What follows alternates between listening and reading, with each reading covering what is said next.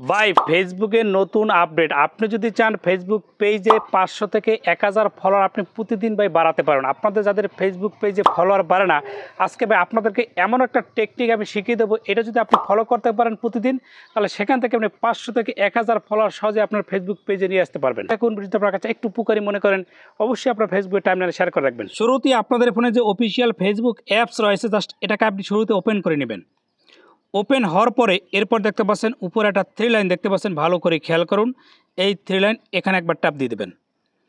Tap দেওয়ার পর দেখেন অনেকগুলো অপশন এখানে দেখতে পাচ্ছেন, দেখেন প্রফেশনাল ড্যাশবোর্ড লেখা আছে, এখানে একবার ট্যাপ দিয়ে দেবেন। ট্যাপ দেওয়ার পর দেখেন নতুন একটা অপশন যুক্ত আছে, দেখেন ফেসবুক দেখেন ইনভাইট পিপল হু রিয়াক্টেড লেখা আছে, ভালো করে খেয়াল করুন।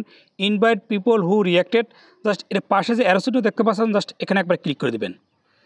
ক্লিক করতে দেখো আপনি যতগুলো ভিডিও ফেসবুকে আপলোড দিয়েছেন সবগুলো ভিডিও কিন্তু স্ক্রিনে আপনারা দেখতে পাচ্ছেন, ভালো করে খেয়াল করুন। এই যে দেখতে পাচ্ছেন আমি ভিডিওগুলো কিন্তু আপলোড দিয়েছি, এই ভিডিওতে একবার অনেকেই কিন্তু আমাকে লাইক করেছে, অনেকে রিয়েক্ট অপশন দিয়েছে, জাস্ট দেখতে পাচ্ছেন আর কারা কারা লাইক করেছে এখানে কিন্তু রয়েছে।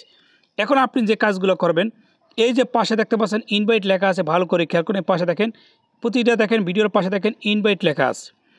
এই যে ইনভাইট দেখতে পাচ্ছেন, আপনার যে কাজ এই যে ইনভাইট দেখতে পাচ্ছেন, জাস্ট এই ইনভাইট করে দিবেন।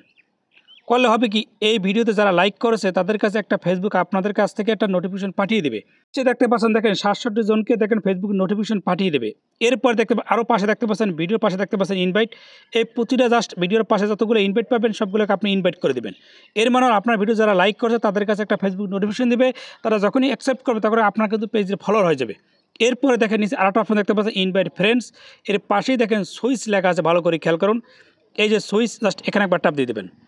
ট্যাপ দেওয়ার পর দেখবেন কি আপনার যে মেইন প্রোফাইল বা মেইন যে আইডি সেই আইডিতে চলে যাবে।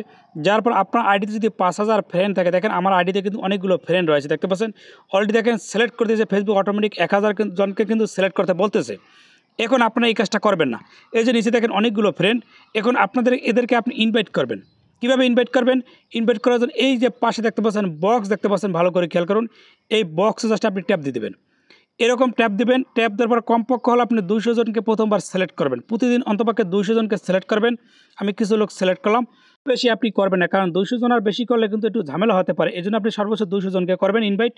এরপরে যদি দেখেন নিচে একটা অপশন যুক্ত আছে, ভালো করে খেয়াল করুন। ইনভাইট করার পর এই দেখতে পাচ্ছেন সেন্ড ইনভাইট লেখা আছে, আপনি কতজন সিলেক্ট করেছেন রয়েছে, জাস্ট এখানে একবার ট্যাপ দিয়ে দেবেন।